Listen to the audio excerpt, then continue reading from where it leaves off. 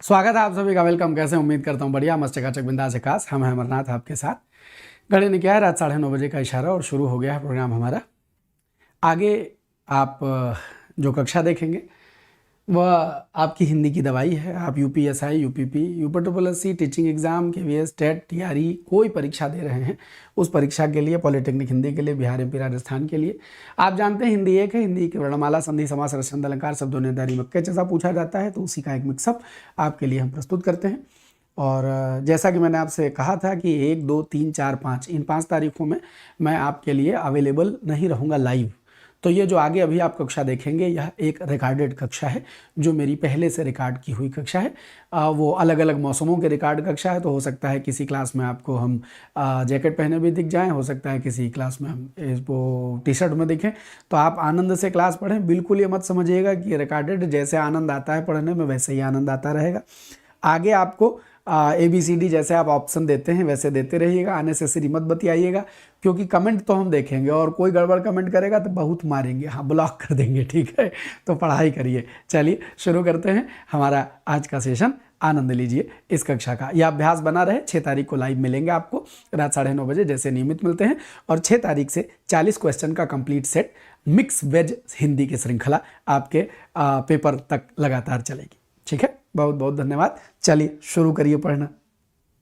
क्रोध शांति भंग करने वाला, और दिए गए चारों ऑप्शन में जो आपको सबसे बेस्ट लगता हो उसको सेट कर दीजिए। चलिए तो आप देखें, क्रोध शांति भंग करने वाला मनोविकार है। मनोविकार माने मन का विकार, जो मन को गड़बड़ कर देता है। प्रत्युपकार नहीं है, परोपकार नहीं है, उपकार नहीं है। यह भाषाई शऊर, भाषाई सेंस पैदा करने वाला सवाल था। अब पढ़कर क्या होगा, यहां से व्याकरण आरंभ हो रहा है। स्वागत स्वागत सभी का स्वागत। बच्चा बीओ के मुख्य परीक्षा में सरजीत सिंह आती है हिंदी, प्रीलिम्स में नहीं आती है। तो आप बीओ प्रीलिम्स क्वालिफाई करके आइए, मेंस हमारी जिम्मेदारी छोड़ दीजिए, ठीक।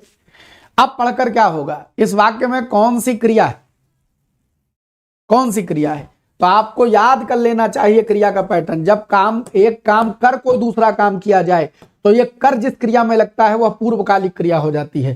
शब्द का अर्थ समझिए। पूर्व माने पहले, काल माने समय, पूर्वकालिक माने पहले के समय की क्रिया।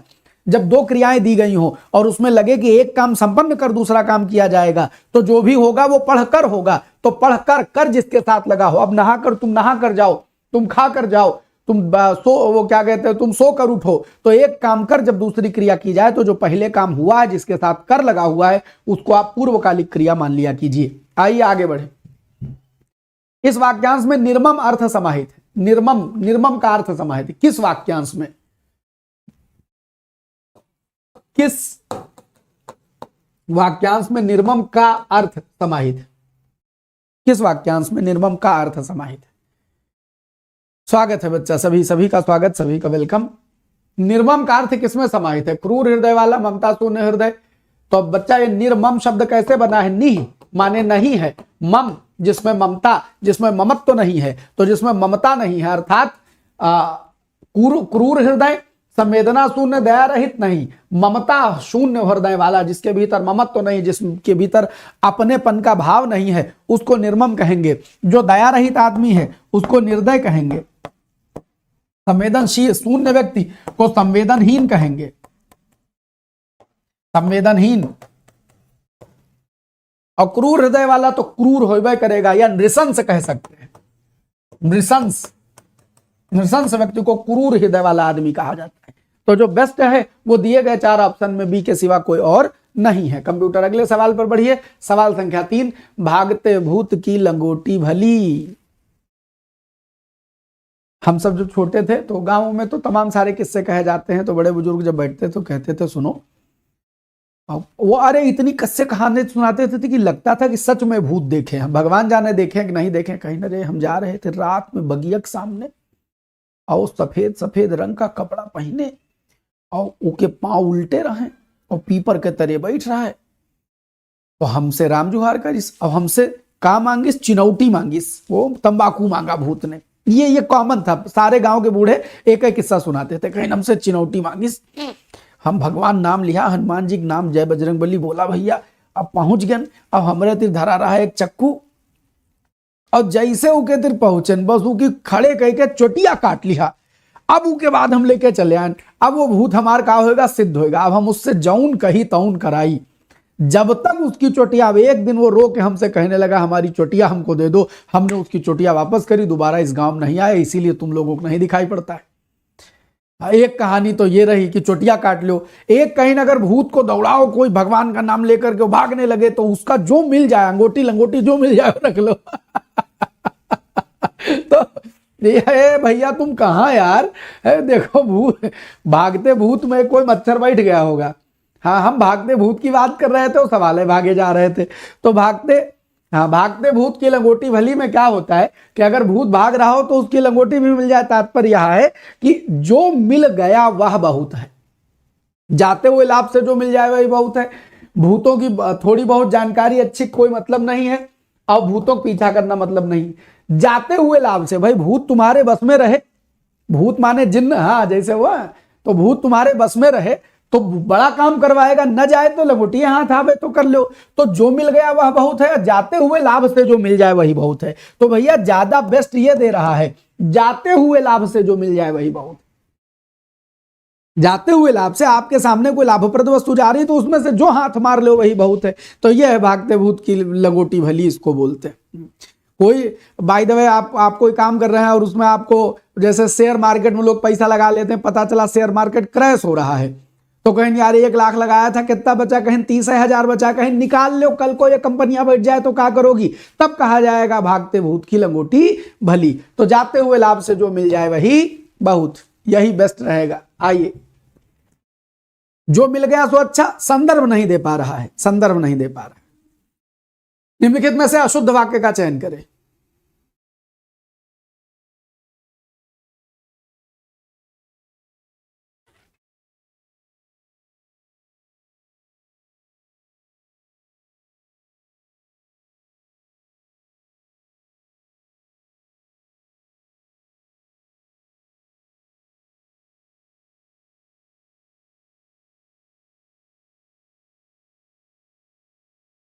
एक काम करो यार, दिस नीड सम एडिट ये इसमें तनिक परिवर्तन करना है, हमको दो सुधारने पड़ेंगे, आप कंफ्यूज हो जाएंगे। आप अगले सवाल पर आइए, एक कल का सवाल एक आज का सवाल, दोनों एडिट, दोनों दो ऑप्शन हमको थोड़े थोड़े एडिट करने पड़ेंगे, तो कोई मजा नहीं आएगा। एक कल का सवाल था, एक आज का सवाल, दोनों हम सुधार करके ले आएंगे। आइए, लेट इट भी छोड़ दीजिए, अगले सवाल पर आइए। सवाल संख्या 8, अरे 8 नहीं 7 देखिए, निम्नलिखित में से, नहीं 7 नहीं 6, सवाल संख्या 6 देखिए। जिसका साधन किसी दूसरे प्रधान कार्य के समय करते समय थोड़े प्रयास से हो जाए।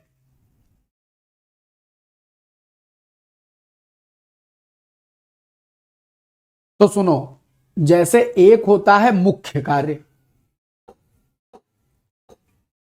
और इस मुख्य कार्य के साथ कुछ छोटे मोटे अगर निपट जाएं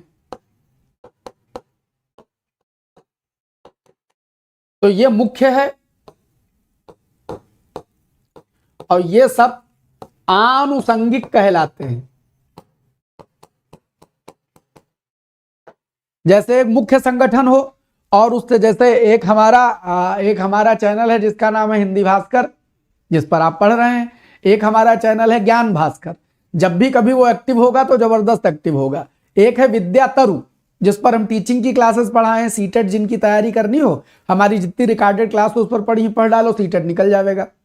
तो करना क्या है कि हम आपसे कहें हिंदी भास्कर मुख्य है, और जो विद्या तरु है और ज्ञान भास्कर है वो हमारे आनुषंगिक चैनल है। आनुषंगिक माने हमारी अलग अलग स्ट्रीम के चैनल है। तो अगर हम आनुषंगिक की बात करेंगे तो जिसका साधन किसी दूसरे प्रधान काम हिंदी भास्कर है, और आनुषंगिक काम थोड़े प्रयास से अन्य जो हल हो जाते हैं वो कौन है, आपके ज्ञान भास्कर और वो क्या कहते हैं, विद्या तरु है।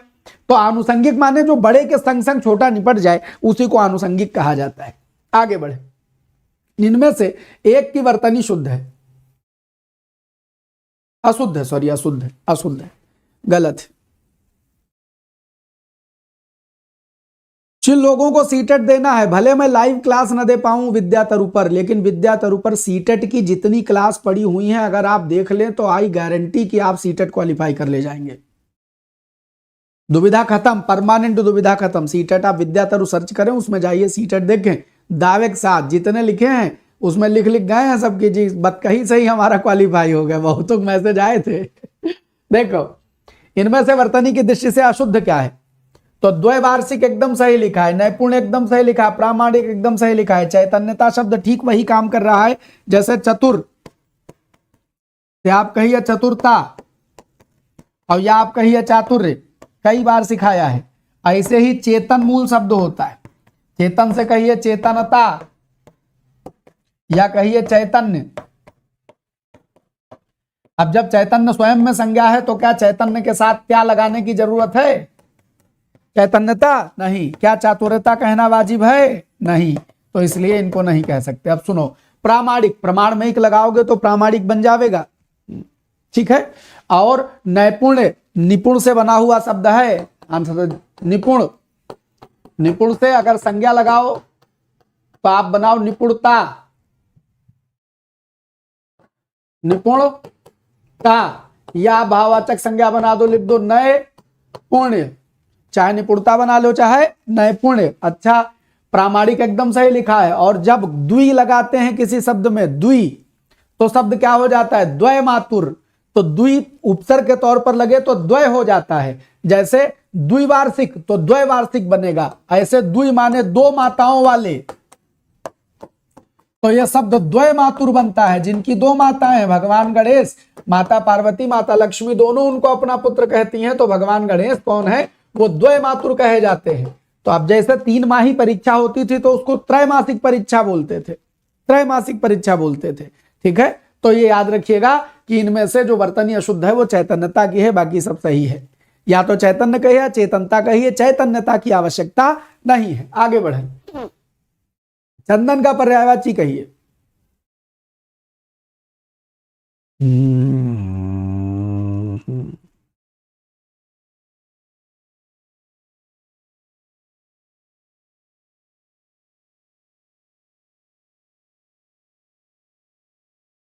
शिव जी के गणों के प्रमुख भगवान गणेश है बच्चा, भगवान गणेश, इसीलिए उनको गण ईश गणेश कहा जाता है, गणाधिपति कहा जाता है। कोई बात नहीं, आ गई बात ध्यान में तो ठीक है, गणेश जी की चर्चा थी तो वाजिब था, पूछ लिया। चंदन का पर्यायवाची क्या है? तो सुनो, चंदन गंधसार, सब खुशबुओं का सार सार, मलयज, मलय पर्वत पर उत्पन्न, श्रीखंड, ये सब जो है वो चंदन का पर्यायवाची है। चंदन है, चंदन है, तो आंसर क्या हो जाएगा? डी, उपर्युक्त सभी। जी सी भी होगा, श्रीखंडो होता है चंदन, ठीक। एप्लीकेशन की कोई समस्या हो तो कॉल करके पूछ लेंगे। आगे बढ़े, निम्नलिखित में से तद्भव शब्द का चुनाव करें। जी, दारुसार चंदन, मलयत संदल, जी जी एकदम सत्य सत्य सत्य।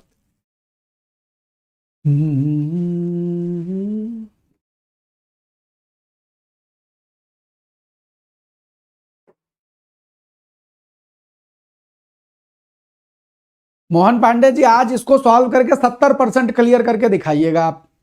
आज जब ये क्लास खत्म हो जाए तो सवाल गिनते जाइए शब्द शक्ति के, फिर बताइएगा कि इट इज 70% और नॉट। असल में हमको ग्रामर आती नहीं है, इसीलिए हम 70% पढ़ाते हैं। आपका जो वो है वो ऑब्जर्वेशन बहुत जबरदस्त। इनमें से तद्भव शब्द का चुनाव करें। अग्नि, वहनी, जातवेद, आग। अग्नि से बना है तद्भव आग, जातवेद क्या है?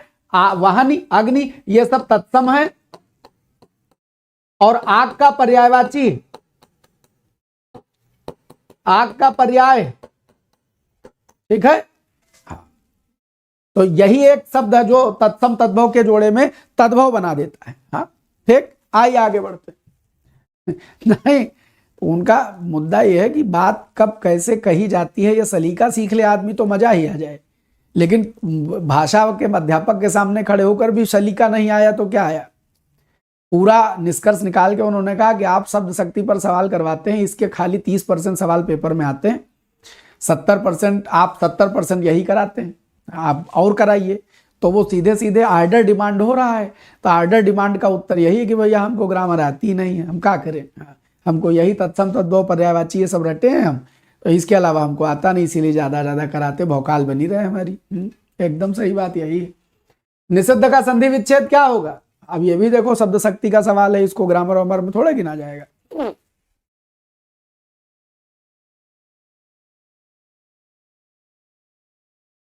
ठीक, निषिद्ध का संधि विच्छेद क्या होगा? निषिद्ध का संधि विच्छेद निधन सिद्ध होगा। निषिद्ध क्या होगा? निषिद्ध होगा।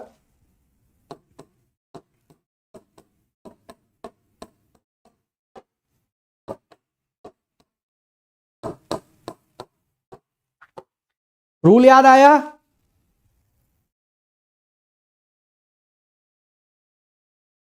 रूल याद आया? छोटा बड़ा छोटी बड़ी छोटो बड़ों के बाद अगर दंत सा आ जाए तो नहीं, असम असम, हाँ नहीं, छोटा बड़ा से भिन्न स्वर, और छोटा बड़ा से भिन्न स्वर और उसके बाद क्या आ जाए, सा आ जाए, तो सा जो है वो मूर्धन्य सा में बदल जाता है। ठीक, आइए आगे बढ़े। नहीं, हम तो चाहते हैं शॉर्ट बना दें। कोई तुमसे कहे कि किसी तुम्हारे मास्टर को कुछ नहीं आता है, बहुत खुशी की बात, बड़े शौक से कहो हमारे मास्टर को कुछ नहीं आता है। कोई कहे इनको ज्ञान ही नहीं है, कह दो कोई ज्ञान नहीं है, तुम एकदम सही पहचाने हो। हमको तो दुनिया का है, हमको हिंदी नहीं आते, हमें कोई फर्क नहीं पड़ता है। ये तो जिनको दुकान लगानी है वो डरे, खूब 60 बनाए, कहते हमको ग्रामर आती नहीं है। हम 5 बार हमसे कहने वाले हो। आंख एक नहीं कजरौटा 10-10 लोकोक्ति का क्या अर्थ है? मूल बात इतनी है बच्चा कि जब आप एक कॉमन पेपर बनाते हैं तो इस कॉमन पेपर में सब चीजें आवश्यक होती हैं। किसी दिन पर्यायवाची का सवाल बनेगा, आप आर्डर ऐसे करते हैं कि जैसे हम माल मिल रहा है, सवाल कैसे बनाए जाते हैं, सवाल टाइप कैसे होते हैं, उसके पीछे कितनी मेहनत लगती है। रात 9:30 बजे आपको आरओ नाम से सवाल चाहिए, तो रात 9:30 बजे आरओ आएगा, उसमें शब्द शक्ति के अलावा क्या पूछा जाता है जो हम पूछ लें, तो उसमें तो वही टॉपिक होंगे। अब जब एक कॉमन सवाल बनाएंगे और इसमें खाली हम रस छंद अलंकार भेजेंगे तो सबके लिए कैसे बनेगा? तो आपको इससे मतलब थोड़ा ना, आपको तो लगता है यूट्यूब पर अपने मन से क्लास चल रही होती है, इसके पीछे कोई एफर्ट कोई मेहनत नहीं होती है। तो जब आप आर्डर वे में कोई बात कहते हैं ना तो दिल को आके चुभ जाती है, और कोई बात नहीं होती है। आप ऐसा करो, मतलब हाउ कुड यू से भाई, कैसे आप कह सकते हैं? आप इसके पीछे की मेहनत, सवाल बनना, सवाल टाइप होना, सवालों का तैयार होना, उसके पीछे हम अपने सब खपाए पड़े हैं, यही काम कर रहे हैं, ये कुछ नहीं दिखता है। बस आर्डर हो जाता है, बस सब माल सप्लाई करिए, बाजार है। तो ये भाषा की मर्यादा, ये शऊर आना चाहिए व्यक्ति को। दुनिया में ना आवे, आप जाइए यूट्यूबरों को कहिए वो आपके आर्डर डिमांड सप्लाई पूरा करे, हमारा जो दिल करेगा वो पढ़ाएंगे, हम आर्डर डिमांड सप्लाई करने वाले आदमी नहीं। आंख एक नहीं कजरौटा 10-10, इतना सारा कंटेंट पड़ा हुआ है।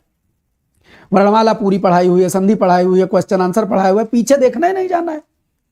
पूरी की पूरी प्लेलिस्ट पढ़ी हुई है जिसमें कंप्लीट ग्रामर पढ़ा दी है। एक बार आप चैनल एक्सप्लोर तो करिए, संधि पढ़ी हुई है। आप इधर जाइए, लक्ष्य सीरीज में मैंने टॉपिक वाइज पूरा पढ़ाया हुआ है। पुरानी कक्षाएं देख लीजिए, इतने सवाल रस के, छंद के, अलंकार के पढ़ा रखे ना। क्या मतलब है गुरुजी, माल दीजिए, हम खरीदार हैं, खरीद लियो अमरनाथ को। देखो, आंख एक नहीं कजरौटा 10-10, तो भैया इसको क्या कहते हैं? एक आंख ना हो, कजरौटा जिसमें से काजर लगाया जाता है उसको कजरौटा कहा जाता है। तो एक आंख नहीं है, कजरौटा 10-10 है, तो इसको क्या कहा जाएगा? प्रलाप करना, झूठ बोलना, डींग हाँकना, व्यर्थ आडंबर। अरे भैया कजरौटा तब लेके चलो ना जब अखिया होए लगावे के लिए, अखिए नहीं हो, कजरौटा 10-10 लिए चल रहे हो, तो इसको कहते हैं व्यर्थ आडंबर बनाना, व्यर्थ आडंबर बना। ठीक है, आइए आगे बढ़ते। स्त्रीलिंग शब्द का चयन कीजिए, इसमें से स्त्रीलिंग शब्द का चयन कीजिए।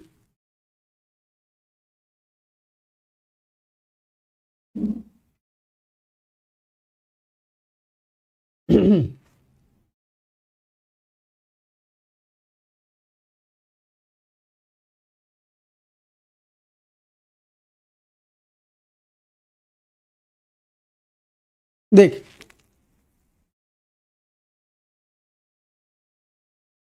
स्त्रीलिंग शब्द का चयन कीजिए। तो जेंडर पहचान का एक बहुत सिंपल तरीका है। क्या तरीका है? कि आप शब्द पकड़े और उससे वाक्य बना लें। तो रियासत होती है, दिन निकलता है, अच्छा, राष्ट्र जीता जागता पुरुष है, राज्य होता है, तो ये सब जो है ये पुल्लिंग बना रहे, रियासत अकेले स्त्रीलिंग बना रही। रियासत चली गई, रियासत मिल गई, तो रियासत स्त्रीलिंग पुल्लिंग के भाव में है, पूरी स्त्रीलिंग भाव में आएगी, बाकी सारे शब्द पुल्लिंग में चले जाएंगे। खुशबू का पर्याय इनमें से क्या है? खुशबू का पर्याय इनमें से क्या है?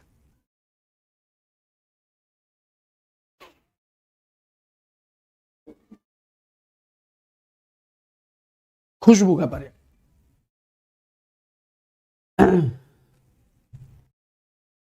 सौम्य, पराग, सौरभ, सुकुमार। तो इसमें अगर हम जाएंगे खुशबू में, तो खुशबू खाली एक शब्द मिलेगा, सौरभ, खुशबू। बाकी पराग खुशबू नहीं है, सौम्य खुशबू नहीं है, सुकुमार खुशबू नहीं है। खुशबू क्या है? सौम्य। ठीक, सौरभ। इनमें से किसकी वर्तनी शुद्ध है? हाँ, सुरभि सौरभ एक के भाव भाव भाव आएगा।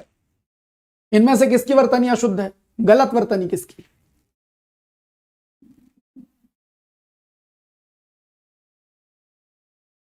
नहीं मोहन बाबू, हमको नाराजगी इस बात से नहीं हुई, नाराजगी आपके कहने के ढंग से हुई। यही बात बहुत सारे लोग कहते हैं। हाँ, यही बात बहुत सारे लोग कहते हैं और हमें ख्याल भी रहता है। तो किसी दिन अभी जैसे एई की श्रृंखला चली थी, एई में शब्द संपदा के मुश्किल, मतलब भाई चूंकि मैं जानता हूं कि रात्रि 9:30 बजे वाली क्लास अगर आप दोनों कक्षाएं करते हैं, तो कुछ ऐसे हैं जो खाली 1 बजे वाली करते हैं। तो रात 9:30 बजे वाली क्लास में आरओ का सिलेबस ही हो रहा है, तो उसमें हम संधि समास रसंधकार थोड़े डाल देंगे, इसमें डाल देते हैं दोपहर वाली क्लास में।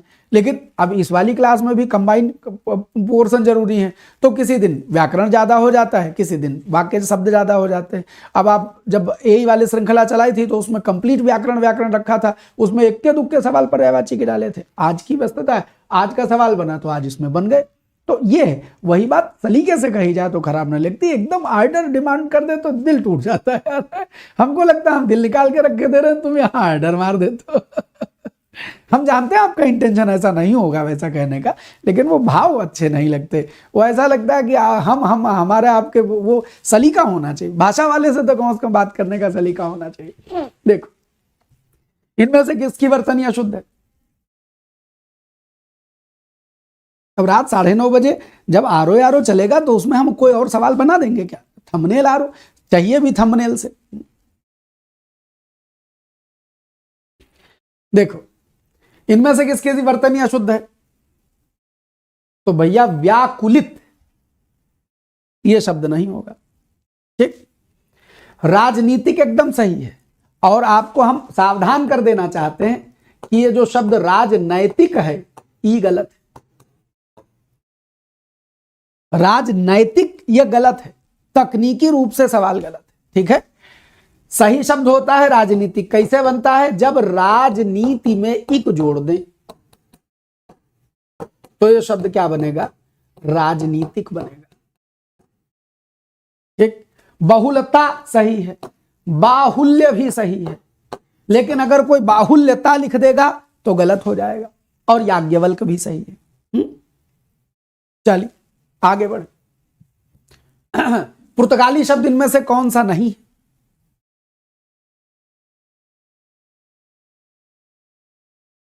बताएं जी। बाहुल्यता होता तो गलत होता।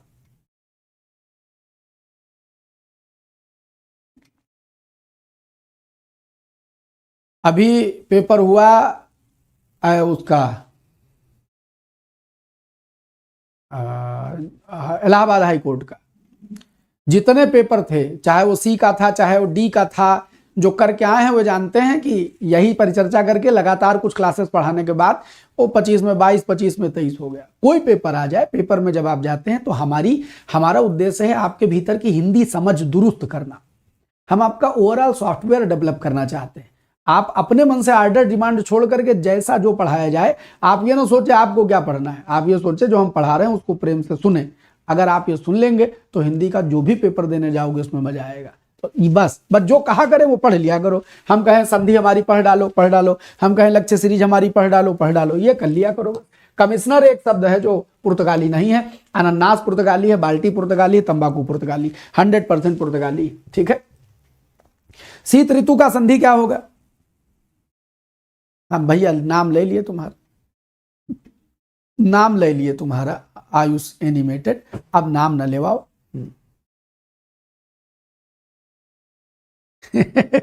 अब नाम न लेवाओ, पढ़ लो। देखो शीत ऋतु का संधि विच्छेद क्या होगा, तो सॉरी संधि क्या होगा, संधि क्या होगा? कसम से अब तुम एक को बार कमेंट कर दियो आयुष नाम लो तो हम गुम्मा फेंक के मार देंगे यार, पढ़ाई करो। शीत ऋतु का संधि क्या होगा? तो शीत ऋतु का संधि होता है बच्चा शीत ऋतु, और ये संधि का पैटर्न समझ लेना, बहुत जबरदस्त संधि का खेल है। ठीक है, देखिए जैसे शीत में ऋतु जोड़ा जाए तो आरी क्या हो जाता है, अर हो जाता है। ऐसे देखना वसंत में ऋतु जोड़ा जाए, बहुत जबरदस्त गुण संधि के रूल हैं। संधि के नाम बताओ कमेंट करके। वसंत ऋतु, अच्छा तो शीत ऋतु से क्या बन जाएगा, शीत ऋतु बन जाएगा। वसंत ऋतु से क्या बन जाएगा, वसंत ऋतु बन जाएगा, वसंत ऋतु बन जाएगा। बात समझ गए? आगे बढ़े तो शीत ऋतु, वसंत ऋतु, ये जब भी आएंगे तो संधि कौन सी होगी, गुण संधि होगी। नियम क्या है, आरी अर हो जाता है। आगे बढ़ो, पदोन्नति का है। तुम सब कहा चाहते हो इसमें भी डंडा लेके एडिटर महोदय बैठे हैं। जब ज्यादा हल्ला होने लगेगा तब डंडा लेके बैठाएंगे, अभी प्रेम से पढ़ लो। पदोन्नति का विलोम इनमें से क्या होगा?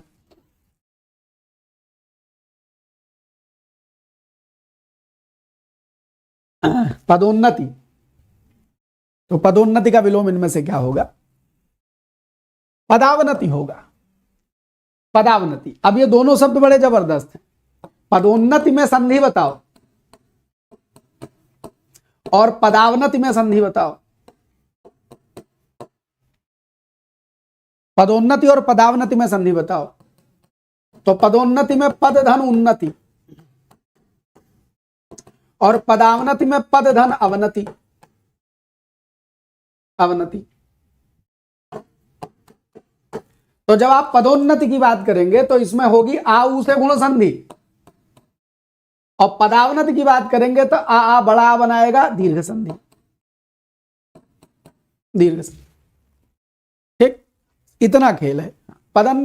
पदोन्नति और पदावनति, इसमें दीर्घ संधि बनेगी, इसमें गुण संधि बनेगी। पदावनति माने कोई किसी पद पर बैठा है, हाँ, उसको नीचे कर दिया जाए तो पदावनति हो जाएगी, किसी को ऊपर चढ़ा दिया जाए तो पदोन्नति हो जाएगी। ठीक है, प्रमोशन डिमोशन ये लिखा हुआ है।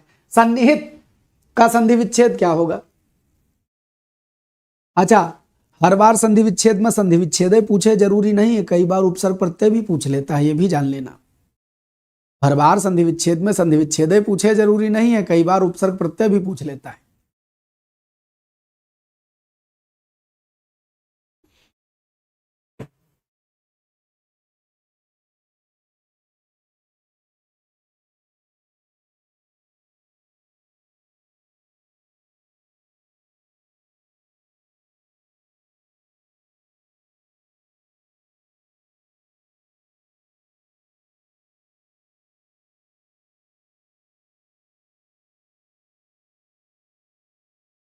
बढ़िया अभिषेक बाबू। तो देखो इसमें उपसर्ग का खेला है, सन्निहित सन्निहित, सन्निहित सन्निहित, बाकी सतनिहित नहीं होगा। ऐसा नहीं कि ताना नहीं बनता है, बनता है, वो डिपेंड करता है कि कौन सी परिस्थिति में बनेगा, लेकिन यहां समनिहित ही सन्निहित बन जाएगा। समनिहित सन्निहित, पूरी तरह निहित, कंप्लीटली निहित, समनिहित सन्निहित बन जाएगा। ठीक, आओ बढ़े आगे। कमल नयन में कौन सा समास है?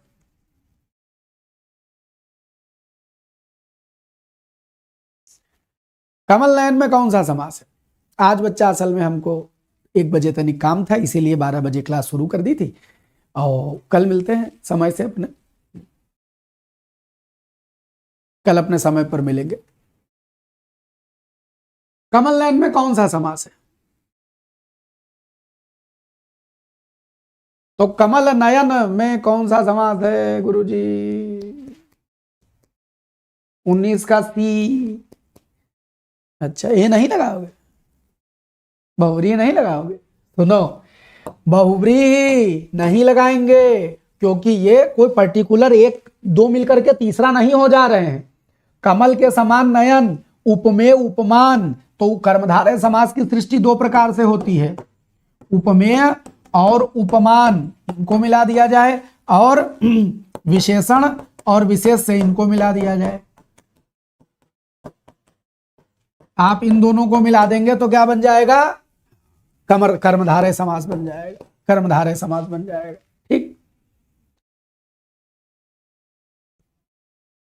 हाँ, जरूरी नहीं कि रामय जी क्यों, एकदम सही है। कमल कमल कमल के समान नयन। आइए आगे बढ़ते हैं।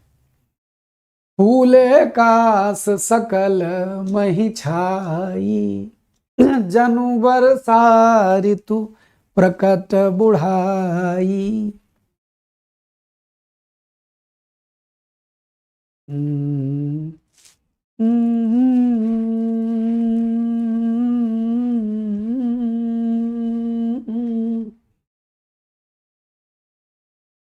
इसमें छंद बताओ, अलंकार बताओ, उसके बाद छंद बताओ।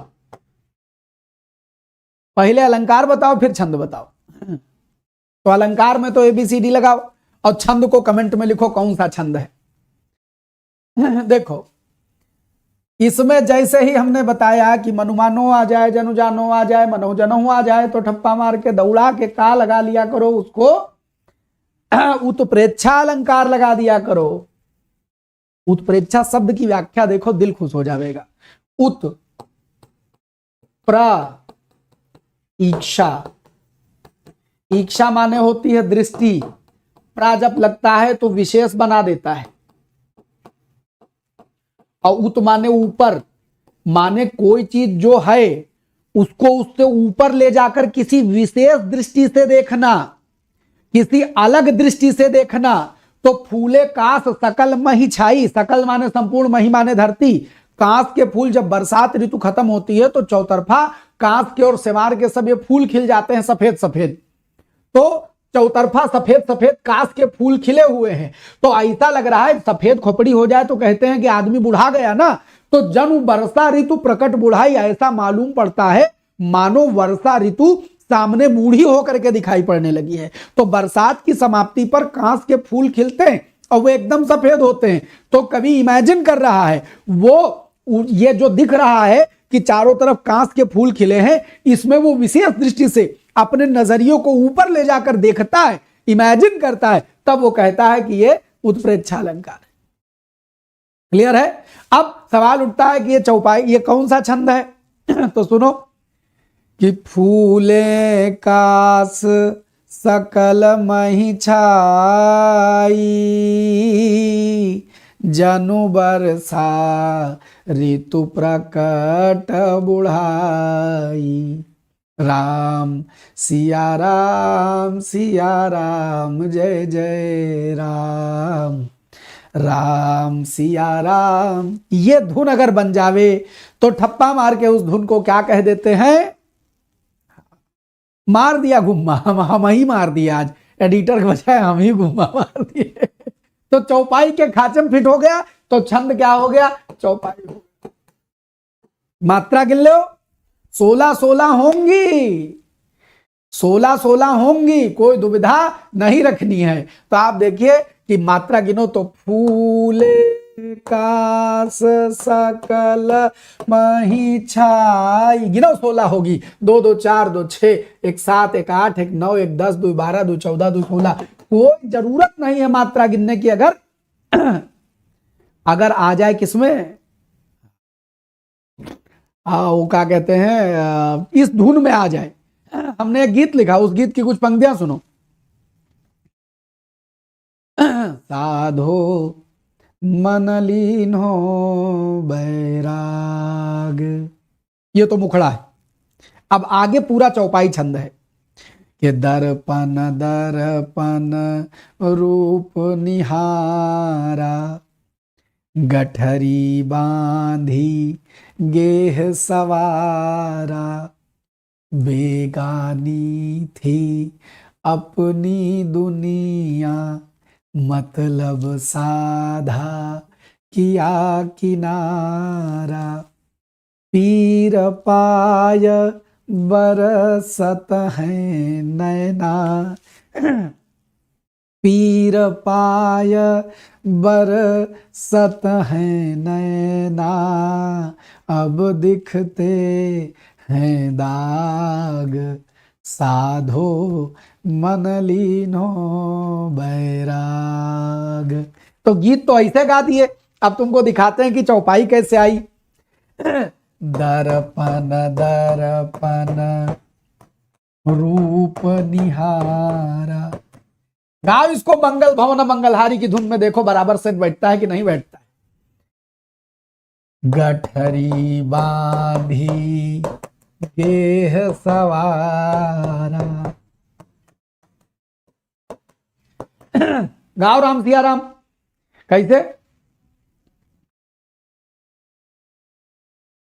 दर्पण दर्पण, नहीं नहीं नहीं, गड़बड़ा रहा है। राम सिया राम जय जय राम, दर्पण दर्पण रूप निहारा, गठरी बांधी गेह सवारा। आ गया, हमको गिनाने की जरूरत नहीं है, 16 16 होंगे। बेगानी थी अपनी, आओ देखो, और इस दिल में क्या रखा, ये भी चौपाई है। तेरा ही नाम सेट करना, 16 16 16 का पैटर्न बनेगा। ये धुन बन जाए तो 16 बनता है। 1 2 3, रुक, गिना, गिनती गिनाओ। 1 2 3 4, 1 2 3 4, 1 रूप नहीं 2, 1 1 2 2 2 2 4, 1 5, 1 6 2 8 और 4 12 और 4 16 मात्रा हो गई। बात समझ गए? तो यही एक ढंग है। आप कहिए जय हनुमान ज्ञान गुण सागर, चौपाई है। अगर दुनिया गाना गाते रहते हो, 4 बोतल वोदका का काम मेरा रोज का है, लंदन से जाएंगे और क्या नाच नचाएंगे और ये सब दुनिया वाहियात वाहियात गाने गाते रहते हो, एक कोई चौपाई गा लो, ऐसे धुन में पूरी मस्ती से गा लो, राम सिया राम ऐसे, और उसके बाद तुम चौपाई लाओ। अगर तुम इस धुन में दुनिया की किसी भी पंक्ति को, अगर तुम इस धुन में दुनिया की कोई हिंदी की पंक्ति सेट कर ले जाओ तो उसको 16 मात्रा में आना पड़ेगा और चौपाई होना पड़ेगा।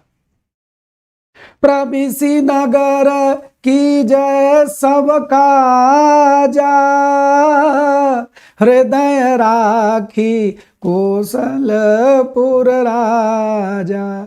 मारो ठप्पा, चौपाई है। ये खेला होता है बच्चा। धुन सब कुछ है, धुन सब कुछ है। एक बार बना लो तो ये रटने का खेल है खत्म। कहा गुरुजी 16 गिनन, 17 आ गए पेपर में है। हम गिन रहे थे सर, कुछ गड़बड़ा गया, 17 हो गई। अब हम टेंशन में आ गए कि इसको चौपाई लगावे कि ना लगा दे, चौपाई लगा। गा मात्रा कौन गिनता है? गाना गा लो, अगर सेटअप बैठ जाए हमारा खटाक से आंसर आ जाएगा। बच्चा श्री रामचंद्र कृपाल भजनम अलग है, वो हरिगीतिका है। हरि गीतिका हरि गीतिका हरि गीतिका हरि गीतिका, श्री रामचंद्र कृपालु भजम हरण भव भय दारुणम। हरि गीतिका हरि गीतिका हरि गीतिका हरि गीतिका। क्या था? हरि गीतिका था। देवी पूजी पद कमल तुम्हारे, तो सुर नर मुनि सब हो सुखा। अबे यार एक बार गा दिए और इस दिल में क्या रखा है तो और कुछ आ ही नहीं रहता। आओ आओ आओ दिखा।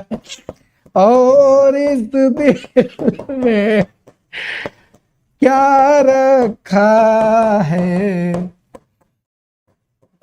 2